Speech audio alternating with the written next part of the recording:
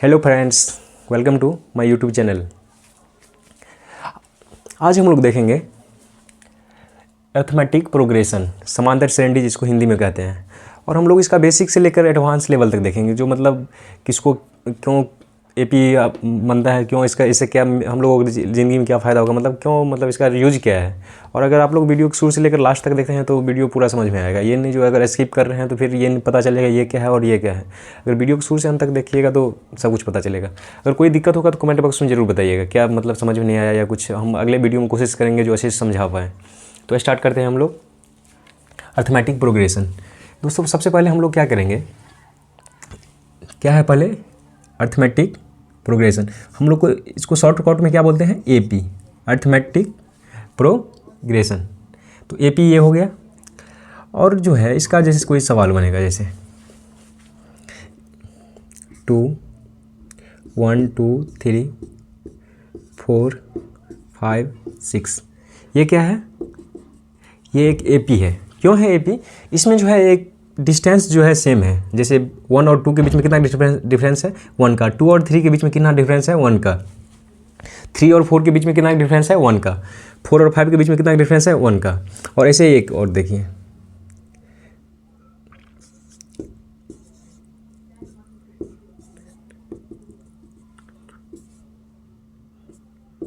Seventy 78 तक, ये भी क्या है, ये भी एक एपी है। क्या है ये, एपी है। इसमें भी कितना डिफरेंस है, 5 का डिफरेंस है। 8 और 3 के बीच में कितना डिफरेंस है, 5 का। 8 और 13 के बीच में कितना डिफरेंस है, 5 का। 13 और 78 के बीच में कितना डिफरेंस है, 5 का। चलिए और एक दिखाते हैं एग्जाम्पल।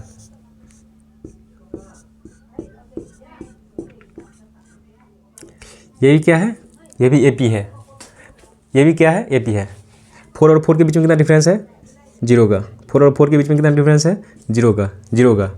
तो दोस्तों एपी क्या होता है, तो मतलब अगर कोई भी चीज़ अगर समांतर या सेम डिस्टेंस से अगर चले तो उसको हम लोग क्या बोलेंगे, एपी बोलेंगे। जैसे अगर हम कहीं पे चलते हैं तो कितना, एक कदम बढ़ाते हैं, फिर अगला कदम बढ़ाते हैं, फिर अगला कदम बढ़ाते हैं, वो क्या हो गया, एपी हो गया। क्या हो गया, एपी हो गया। तो ऐसे ही जैसे सीढ़ी पे चढ़ते हैं तो एक सीढ़ी पे पैर दिए, दूसरे पे दिए, तीसरे पे दिए, ऐसे ही कोई चढ़ता है तो मान लो कोई पहला पे दिया, कोई दूसरा पे दिया, मतलब एक छोड़ छोड़ करके चलता है, तो वो भी क्या है, एपी है। चलिए और ऐसे ही समझेंगे, जैसे कोई गुल्लक में अगर पैसा दे रहा है, मान लो 1 रुपया अगर रोज़ अगर दे रहा है, तो मतलब वही 1 रुपया करके रोज़ देगा। अगर किसी के पास 1 रुपया अगर सेविंग हो रहा है तो एक ही रुपया करके देगा, वो क्या हो गया, एपी हो गया। क्या हो गया, एपी हो गया। तो ऐसे ही दोस्तों अब देखेंगे इसमें ए क्या होता है। तो दोस्तों ए क्या होता है,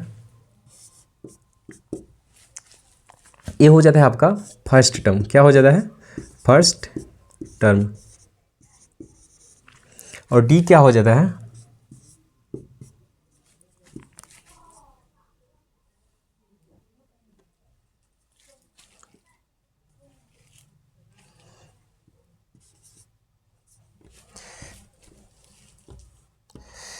common difference.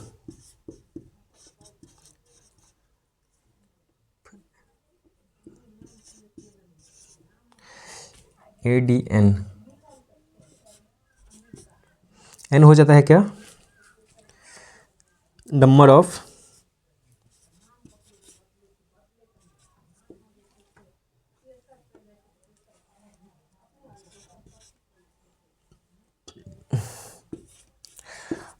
Term.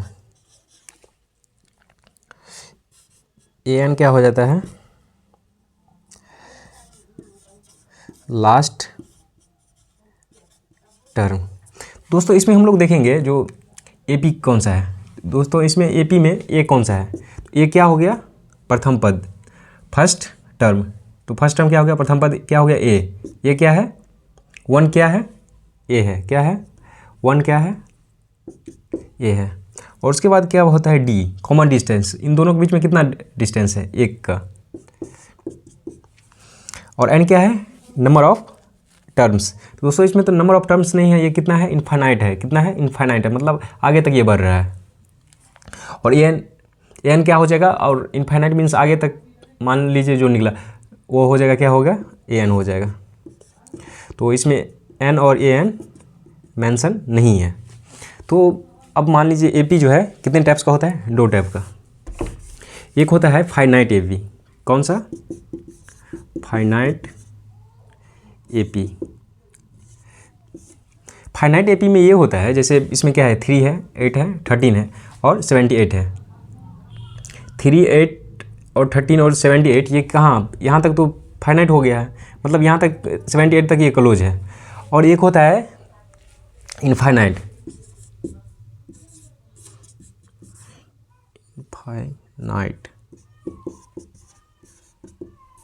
Infinite AP. तो इनफाइनाइट एपी में क्या होता है, मान लीजिए अगर 4 से ये है 4 4 4 ऐसे ही डॉट आगे तक जाएगा तो ये इनफाइनाइट तक जाएगा। कहाँ तक जाएगा, ये इनफाइनाइट तक जाएगा। और ये क्या है, फाइनाइट।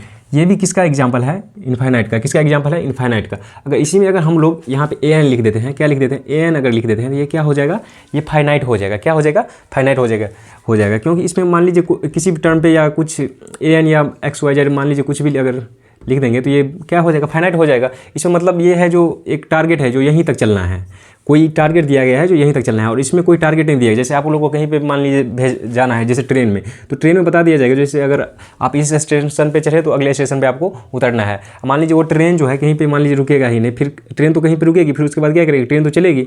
तो आप लोगों को वो नहीं बताया जा रहा है, जो मतलब वो क्या हो जाएगा, इनफाइनाइट हो गया। क्या हो गया, इनफाइनाइट।